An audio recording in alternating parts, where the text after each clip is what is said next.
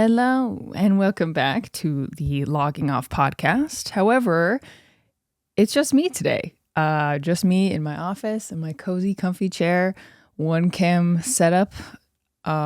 So, reason is both me and Joshua got extremely lost in the sauce of, of Marvel Rivals and Infinity Nikki, and just like barely keeping tabs on our other responsibilities.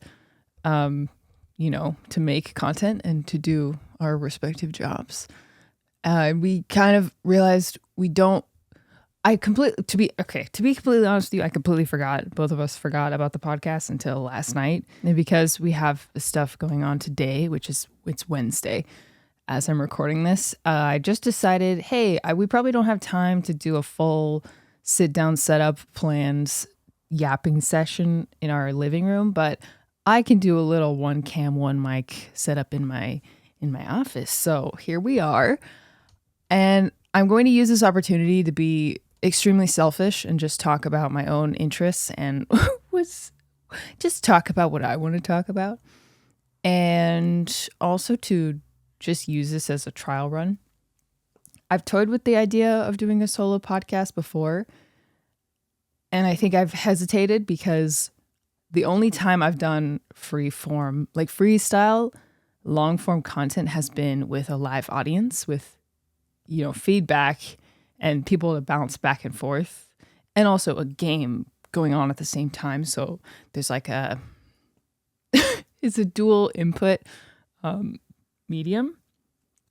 It's not just me sitting and talking. So this, despite how long I've been a content creator, this is quite new for me, but I like the idea of it because I think there's a lot of value in just sitting with your thoughts. And it's something that I know I don't do enough of. I saw a tweet, it was on Blue Sky, that essentially said people underestimate how much of art and creativity is just having a sit and doing a think. And I think in modern culture with so many forms of input, like we are almost always connected to the internet in some way. My default, hopefully it's better for you, but my default is almost always don't know what to do, lots of things to do. So I'm just going to open my phone and start scrolling, or open a game and always have some form of outside entity informing my thoughts and feelings, which is why I love long drives and why I often spend long drives either sitting in silence or listening to just instrumental music, or times where I'm forced to sit and think or stand and think. Sitting is not the operative component here, without my phone or without any form of internet. And I find so much clarity of mind in those moments. So anyway, all that to say, I think it would be good for me to have a reason to sit and reflect on my thoughts so that I have things to bring to the table to a podcast. I think that would be good for my health, like my mental health. I think reflection is it's something you have to consciously do, or you have to be forced into a circumstance that causes you to do it. So reflection, you can go your whole life without really doing it. And I think things like journaling or things like no phone time are conscious choices that we make. And I know I'm not making that choice enough. And my creative outlets, I think, have suffered because of that. So anyway, I think a lot out loud. Joshua, this is so embarrassing. Joshua made a joke the other day that he likes watching me like just move around the house doing housework because I'm always like he says I'm muttering to myself. I'm not. Maybe I am muttering. Maybe that's what it looks like. I probably just look like a raging crazy person, but Me, it's me thinking and going over conversations or verbally talking my way through something that I'm wrestling with. So a podcast medium is a way to do that in theoretically a more productive way and in a more scheduled way. Anyway, you get the idea. Maybe, possibly, depending on how this goes. Oh, there's a beautiful bird outside my window. Oh, it's so tiny. Oh, I wonder if I can get a picture and I can show it on screen. Don't move. It's so cute and small.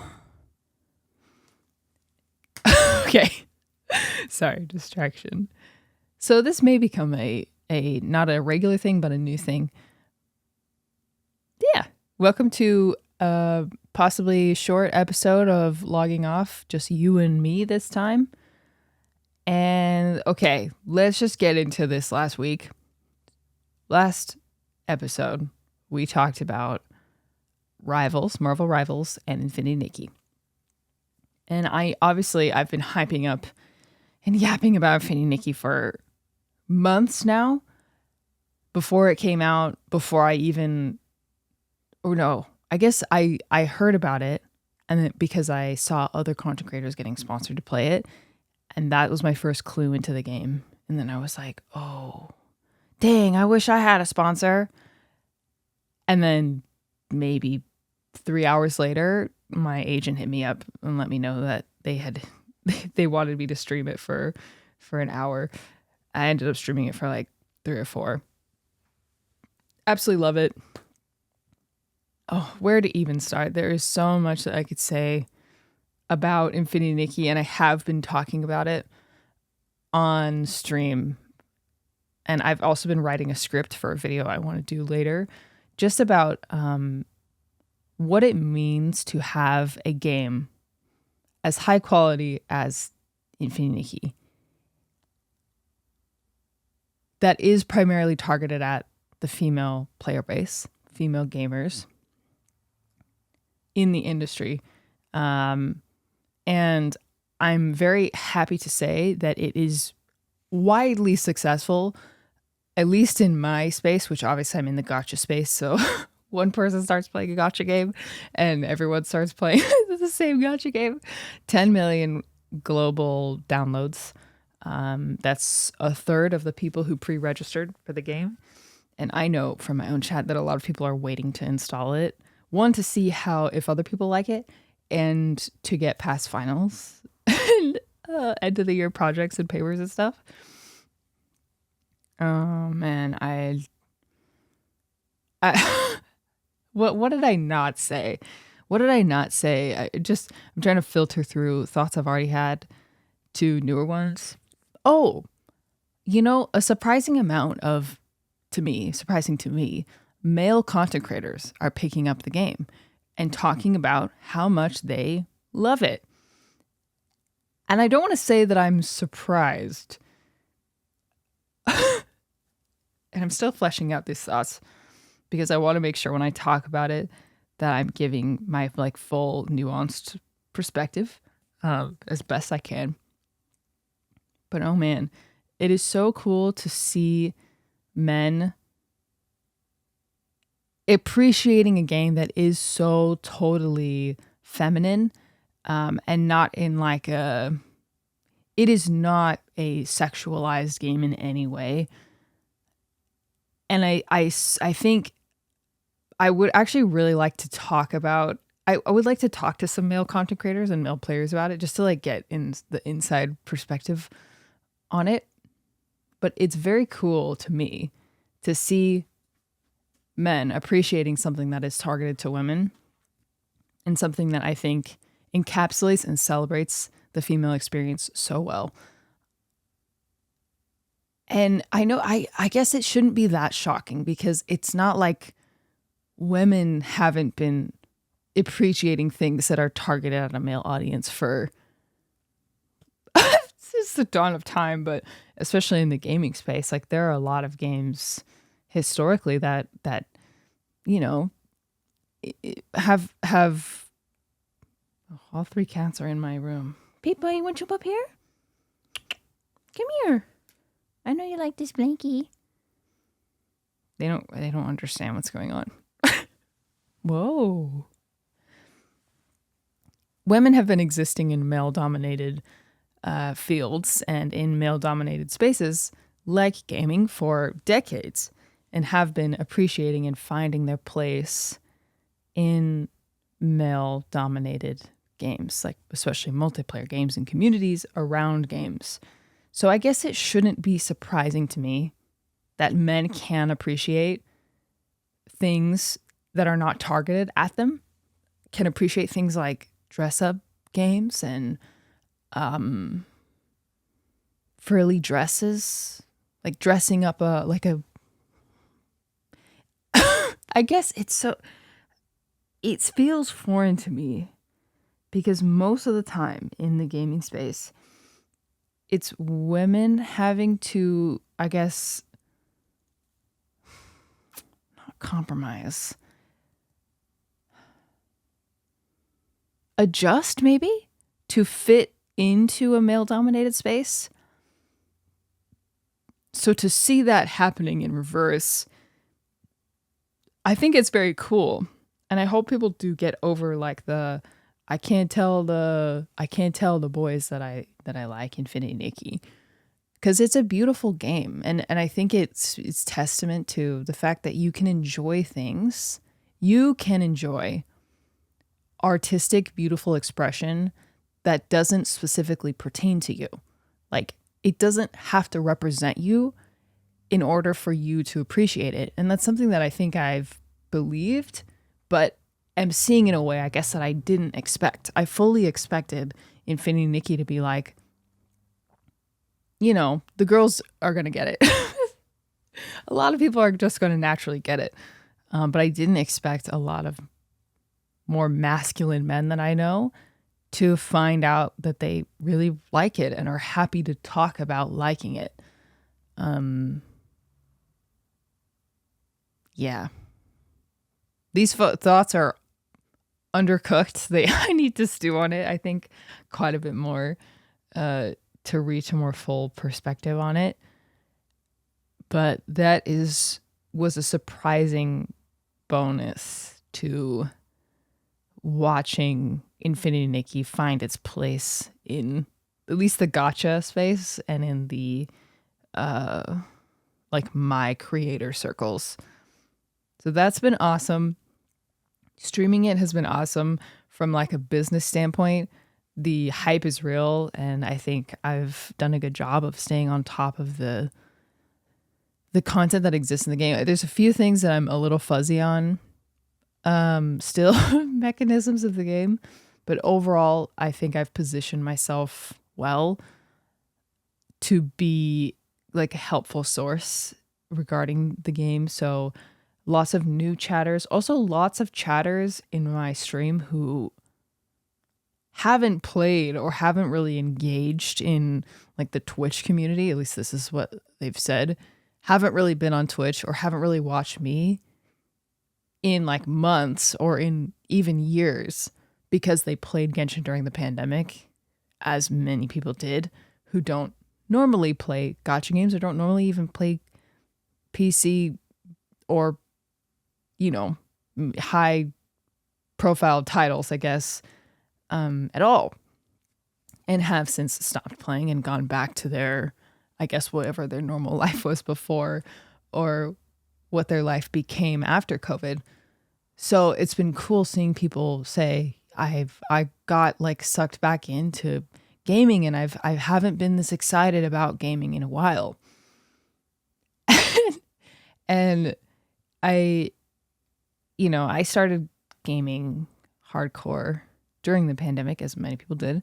I started making content around gaming during the pandemic. And it's been interesting and kind of bittersweet to see the landscape change in, especially, like, I guess I would just speak about the Genshin community first, since that's what I'm most familiar with. Because when the game first came out in the first year or especially the first year, maybe the first year and a half, everybody played Genshin. In fact, everyone played it or everybody knew about it. At least that's what it felt like. And as people have moved on, or the mass populace has just been like less online and less, looking for some sort of distraction during a scary time, it's been interesting to see the landscape change. And on one hand, on like a human level, I'm very happy to see people, just focusing on their own life and not feeling the need to be, super engrossed in online communities or super engrossed in gaming communities, because that probably means that they're focused on something that, how do I say this? It probably means they're focused on more important things. And I'm always glad to see that. Like when someone comes into my chat and they're like, oh, hey, like, I'm so sorry I haven't been around. I've been really busy and focused with this. And like, I graduate, all that stuff. I'm always like, why are you apologizing? That's great. Like, I'm happy to be here. I'm so happy to be here, to be there for people wherever they might be in their life, whether they're looking for something to have on the screen or in their earbud while they're working on school, or while they're dealing with stress, or when they need an escape from home, or who knows what have you, or when they want to reconnect with their inner child, or learn about a game. I love being that, but I'm always happy to see people going in a way. Like I do believe that for most people, I'm just a pit stop. I'm a phase, I'm a medium of entertainment, or just a place to exist. And I do think, I think it's good and healthy for people to like come in, be around our community when they need it, when they want it, when they're enjoying it. But I'm just as happy to see people, move on with their life. It's a strange, like, bittersweet attitude that I have toward my job. And I understand, especially with gaming, people go through phases. And when they get into a phase with a specific game, they naturally start watching certain creators. And because of that, you become sort of like a piece of nostalgia for them. And I've had this experience with creators, like content creators or streamers that I watch for like maybe 4 months because we happen to be playing the same game and I enjoyed the new experience that I was having with this content creator. So there are some CCs where I hear their voice and it takes me back in time. And I know that I am that for a lot of the Genshin community who engaged with streamers early on. And like the fact that me as my online figment dish, I'm a part of people's memory more than I am an active creator for them. If they played Genshin during the pandemic and have since stopped or have since moved on to other CCs, or maybe still play the game but don't watch creators anymore. So it's so it's so interesting, just on a human level, what I am and what purpose I serve. And it's going to be different for every person. And I love doing it. So circling back to Infinite Nikki.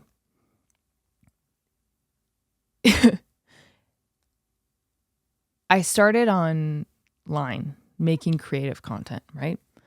Full artistic expression and vulnerability. And if you know what I'm talking about, I'm talking about inner monologues, which were my TikTok journal entry voiceover slash short film. I don't even know how to describe them succinctly. So started there, blew up with Genshin, and have stayed there for a long time. And sometimes it's been awesome. Sometimes it hasn't been awesome.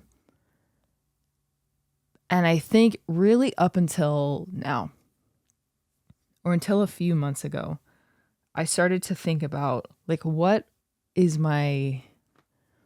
if my place isn't with Genshin, primarily, if that happens to end up as the case, where do I go? Do I focus purely on vlog? Do I focus purely on gardening? Or do I find another game that I love, but I don't really feel super inclined to another game?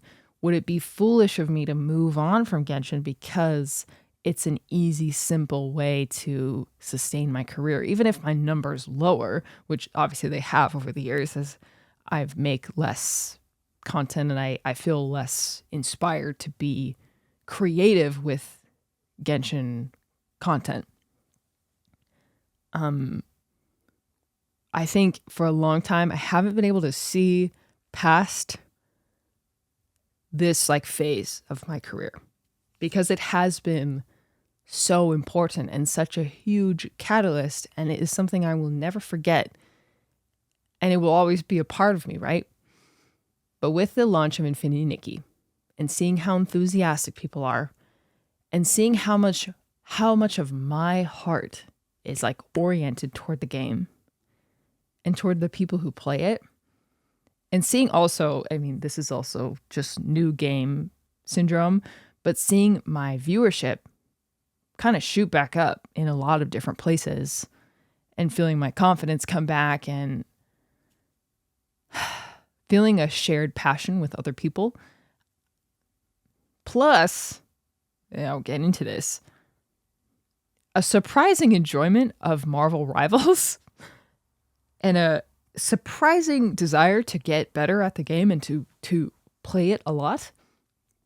I think for the first time, I'm starting to see myself and see my career beyond Genshin Impact.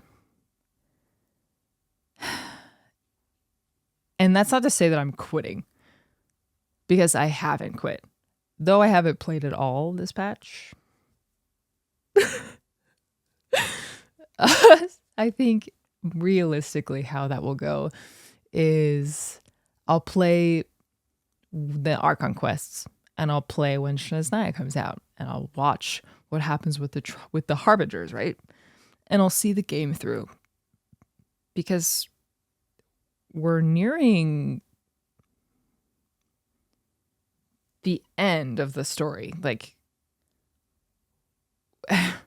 we're uncovering like kind of the last of it, but at the same time we have Shnesnaya, we have the rest of Natlan, Shnesnaya, and we have potentially like Celestia. I don't know what happens after Shnesnaya, but that's our last nation, right? Yeah, Mondstadt, Liyue, Inazuma, Fontaine, Sumeru, Natlan, Shnesnaya. That's the 7. So what happens after Shnesnaya? I don't really know. But regardless, if there's about 7 years of content, we're in year 5. We're technically in year 5.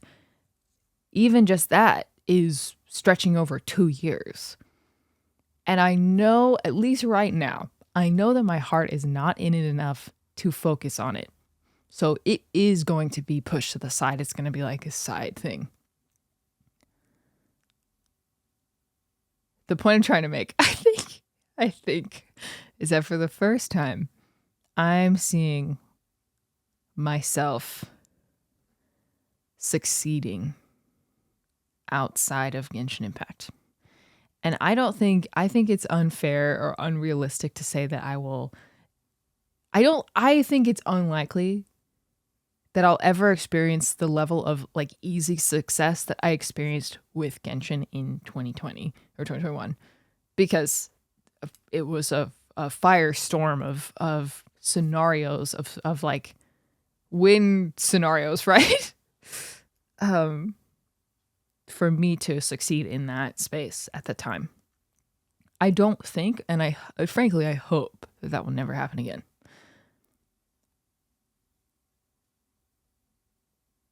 but I think I see myself growing and sustaining an audience whether I play Genshin Impact or not. And that is both a huge relief and very exciting. Very, very exciting. And the reason I'm taking up your time to talk about this is one, like I said, for selfish reasons. But also, I think the moral of the story here is life is so transformative all the time. And there have been many points in my life that I thought, I am on the right track. And this is, from this point on, like, this is the last exciting thing that will ever happen to me. And the last time that my life will change phases. And I have been wrong every single time. Like, my college boyfriend, I was certain that I was going to marry him and that we were going to live our, outdoorsy, adventurous, whatever life. And I would probably be stay at home or do a side gig or whatever while he did a normal job, right? And then I met Joshua and I thought, this is actually the man of my dreams in ways that I didn't even realize. And we're going to get married. And that did obviously happen. And, just starting a life with him and starting careers and taking care of a home with him, that alone was exciting enough and still is. But then, I got a full-time job in marketing and I thought, this is great. Like, this is what I studied, or one of the things I studied in university. And I'm learning so much on the field, like, and then I get promoted to marketing director and I'm thinking I have great insurance, I have great pay, like this company is really healthy. I don't see any reason to really change from this. And to at the time, I will say, I definitely did struggle with office life and I don't think it's for me. But I still thought, this is life, you go to school and you hopefully, if you want to, get married, have a family, and you work. And you work in a company. And there was no real way for me to see past that. And then the pandemic happens. And everything changes. It's even just starting with personal life. My personal life completely changed. And everything was thrown off course. And then I start, with my freedom, I've always been an ambitious person and kind of a go-getter in a savvy way. So I turned an interest into a side gig and then into a hustle and then into a job. And that was great. And then I'm making more than I was making as a marketing director. And then Genshin Impact hits, and now I have this capital to employ other people and to work on big projects and to travel and have cats. And suddenly, oh my gosh, I'm not allergic to cats anymore. Let's get 3 of them. And then, when you're in this fast-paced environment, like, and my hunger, my appetite for success and for creating is so strong. During the early days of Genshin, it was so easy and it was challenging sometimes, and it was still a lot of hours, but overall, content creation, when you find your thing, it is not hard. It's not hard. It just takes determination and it takes humility to succeed. So when this has been much more slow, my passions shift away from Genshin Impact and the audience changes. I think the audience demographics shifted. have shifted over the years, and I've felt a mixture of things. And I don't want to make sweeping statements because I think that's unfair. But I have felt less of a place in the Genshin space probably over the last year. And it's not just in it's not really even one-sided. It's kind of both ways. And I've grappled with, well, what do I do with that? I don't think there's any reason to push through if my passion isn't there. I can't connect with people over a game if I'm not also excited about it. And also, in a job that is very easy, content creation, gaming content creation, I cannot pretend to be excited about something that I'm not excited about. I can't. I've always, it's why I hate games like Secret Hitler, if you've ever played that. I hate any game that involves lying. I hate Among Us. I hate putting on a performance in any way where I'm trying to mislead someone.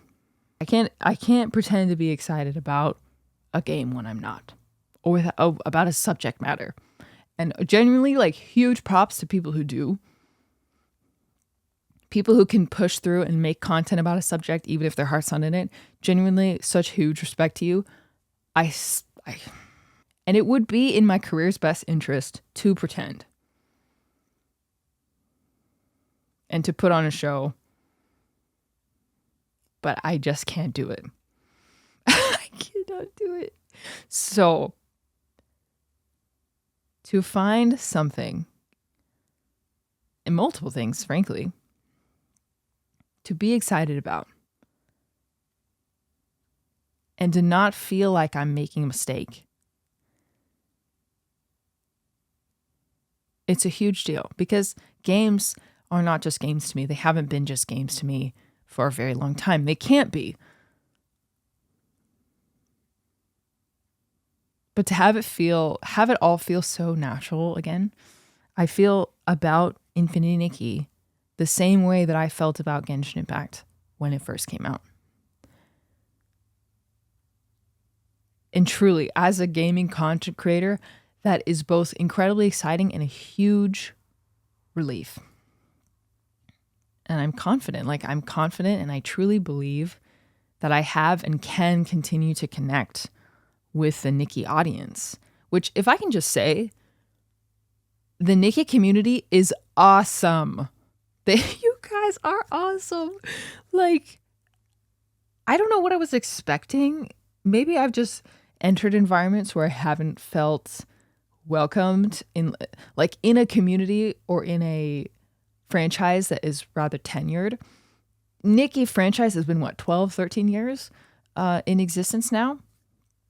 And I did not feel in any way gatekept or looked at with disdain or treated as someone who didn't know anything or couldn't, as a newbie. I was only treated with kindness and truly over the top kindness, giving me tips and going out of their way to say, welcome, I'm so glad Nikki is getting the attention she deserves. This game is so great. It celebrates girlhood, all of these great qualities. And it feels so awesome to be welcomed into a community with such open arms. And I think it bodes well for the future of the game and the future of the franchise. And also I feel it feels cool to have an outside entity. I keep saying this, but celebrate femininity in the way that Nikki does. It's affirming. It's very affirming. And comfortable, too. I bought you know what? I actually have it here. If you guys know Minzliff, she advocates for this company called Lace Maid often. And she wears these gorgeous gowns, and she just does it kind of casually. She just wears beautiful gowns in her videos, and I think it's so cool. But I've always just been too shy and a little bit frightened to be openly feminine. like that to that degree. But her and also Infinity Nikki combined has just like inspired me. So I bought both a dress and I bought a mystery pack that has a dress, a corset, and then something else. It's a 3-pack. Maybe it's a skirt. I don't know actually, but I have it here and I haven't opened it yet. If we could open it together, we could do a little unboxing. Unbagging. Joshua came in and brought it to me and he said, fancy package for you. Okay. Let's see what's inside. Okay, first we have... Okay, I think this is the one that I bought. I think. I actually don't remember. Okay, so first we have a dress. Oh my gosh. I actually don't remember if I bought this one, but I love it. So I think that's I think that is a good sign. It's got... What are these? It's got text on here. Little Patty's delighted. What do you think about all the flowers shooting up and all the buds are out?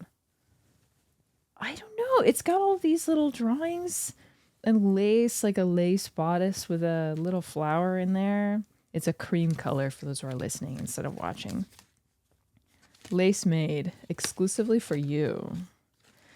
Exclusively. Okay, well, I actually can't remember if this is the one I bought or not or ordered. It's got a Empire waist, I think. I think this is Empire waist. Like just below the bust. Wow! Well, if that's the one that I got randomly sent, then I call that a huge W. Oh, look at that. That is gorgeous. Okay. Oh, press-ons. Oh my gosh. Free press-ons. How cute. They're little squares. Can you even see? Maybe you can see, maybe not. How cute. Man, I hope these fit me. All right, let's keep it going. Oh no, this is the one I ordered. Wow, okay, I lucked out then. No, yeah, this is the one I ordered. Wow. Oh, it's long. It's frilly. It's got a like ruching. It's roses, or I think it's roses, maybe peonies. Very similar, honestly. Similar aesthetic as the other one. Puff sleeves. Wow. I get a pretty pink dress. Okay, now these are the mystery items. First, we have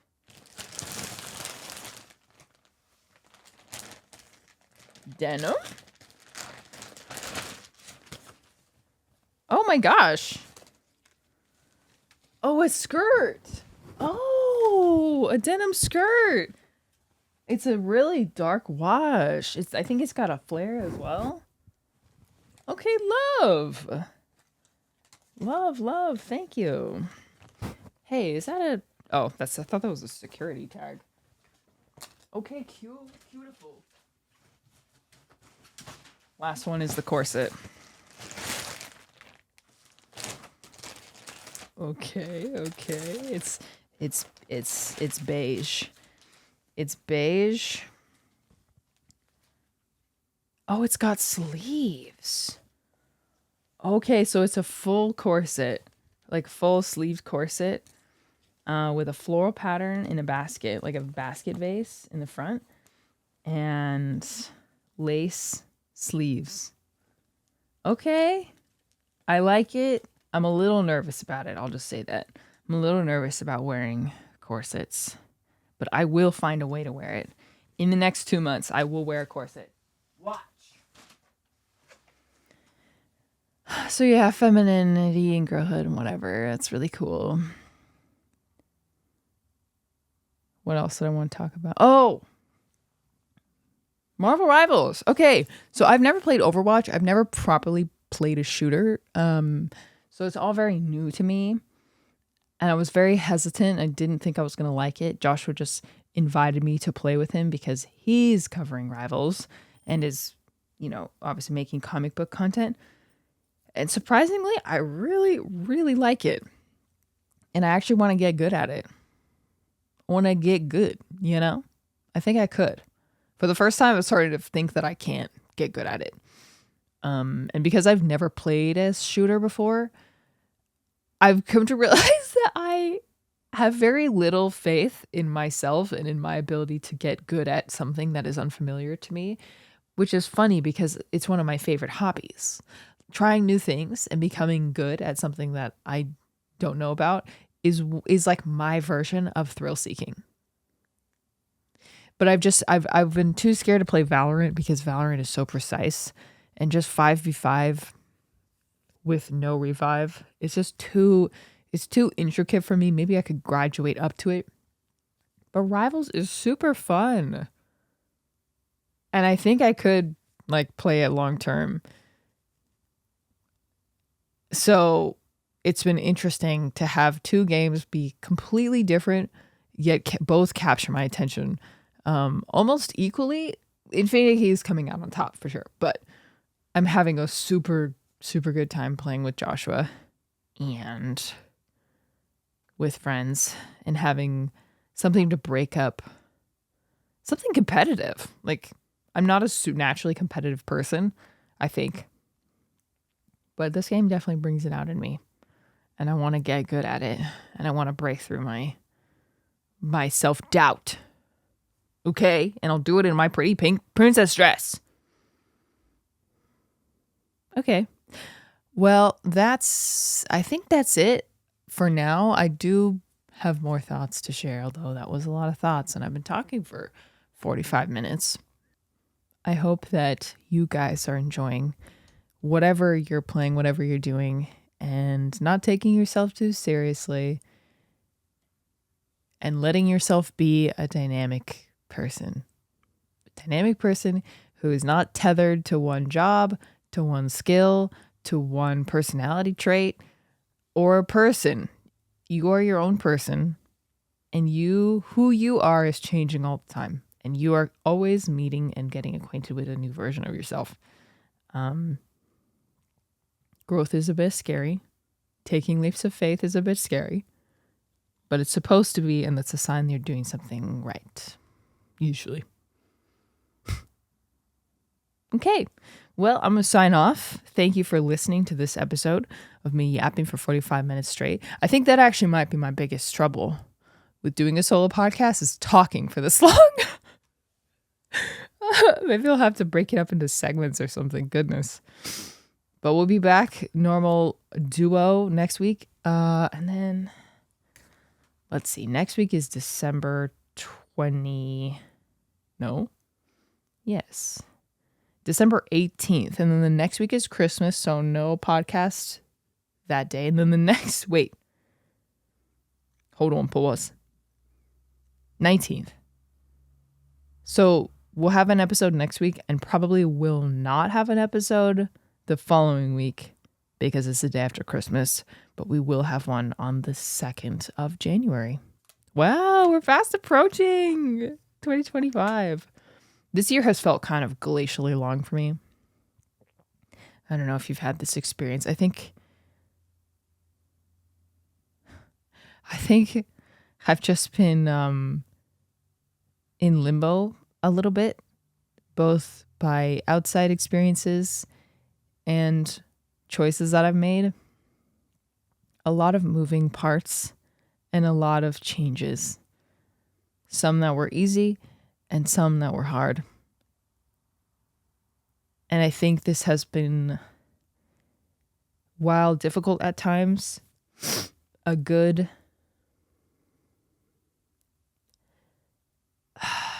how do I say this, Miss Peep? You don't know? She's just sitting in front of me. It has been, I think it's good. I think it's refining to feel unsettled for long periods of time and to feel unsure, or to at least be going through experiences that prompt uncertainty. As scary as it is, to not know exactly what to do or exactly how to respond or what exactly my next move is, I think it's refining and it's been strengthening for me to exist in uncertainty for as long as I did this year. And I am going into 2025 I am strong. I feel stronger than I ever have, actually. And I'm ready to make things happen, and I'm ready to make things happen my way. I feel untethered.